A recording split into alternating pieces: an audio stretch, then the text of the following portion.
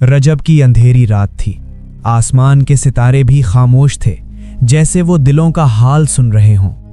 Medina की गलियों में ये अली इब्ने अबी तालिब नंगे पांव चल रहे थे। कंधे पर बोझ था, मगर दिल पर उम्मत की जिम्मेदारी उससे कहीं ज्यादा भारी थी।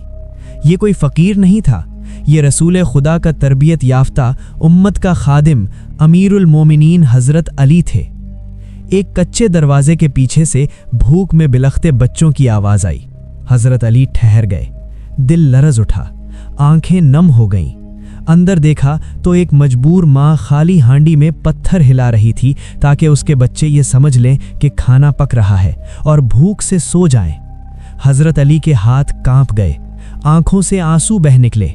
सर आसमान की तरफ उठाया और अर्ज किया, ए अल्लाह, अगर अली इब्ने अबी तालिब अमानत खिलाफत उठाकर भी इन बच्चों का पेट नहीं भर सका तो इस अली को माफ़ न फरमाना। हजरत अली फौरन तशरीफ ले गए।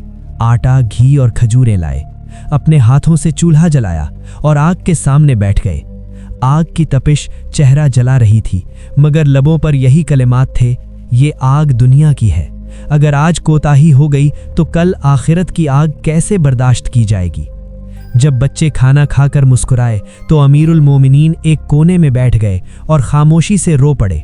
माँ बोल उठी, काश हमारा हुक्मरान ऐसा ही होता। और हजरत अली ने आजिज़ी से सर झुका लिया। रजब हमें यही सिखाता है कि हजरत अली की अजमत तलवार में नहीं बल्कि आंसुओं, जिम्मेदारी और खौफ खुदा में थी। आज सवाल हम सब से है, क्या हमने कभी किसी भूखे के लिए अपनी नींद कुर्बान की?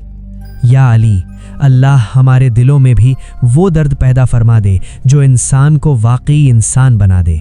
अगर आपके दिल में भी मौला अली की मोहब्बत जिंदा है तो इस चैनल को फॉलो करें। हम रोज़ाना अली के नाम की रोशनी बांटते हैं।